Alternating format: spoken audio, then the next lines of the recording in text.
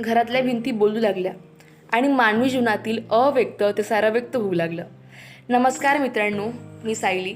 सध्या वाचतीये गोष्ट हातातली होती हे व पु काळेंचं कथासंग्रह.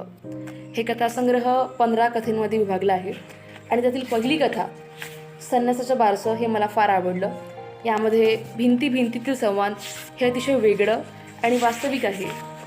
यामध्ये पूर्व भिंत म्हणते की माझा वेगळा विचार करायची काय गरज, केवळ काटकोणात आपल्याला उभं केलंय म्हणून आपल्याला भिंत म्हणतात. आपली माती एकच आहे, अंतरंग आणि बहिरंग यात फरक नाही.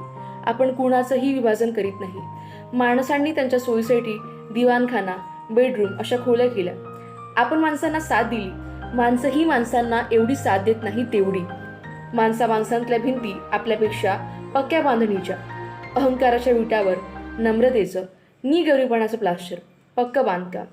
आपल्याला अहंकार नाही, ह्याचाच अहंकार. आणि त्यानंतर पश्चिम भिंत ही उद्गारते की मला माणसांतले हे व्यवहार कळत नाही. तुमची मैत्री जीवापाड असेल तर गैरसमज होण्याचं कुठलंच कारण नाही. किंबहुना अशा मैत्रीतच सुरक्षितता वाटली पाहिजे. भिंतीमध्ये ओल आली म्हणजे माणसं आर्किटेक्ट, इंजिनियर सगळ्यांची सल्ले घेतात.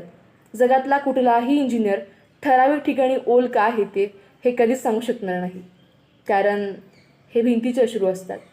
मित्रांनो, या कथेमध्ये मला सर्वात जास्त आवडलं ते म्हणजे खरंच माणसं ही अहंकार, भीती, गर्व या सगळ्या गोष्टीमध्ये गुरफटली असतात.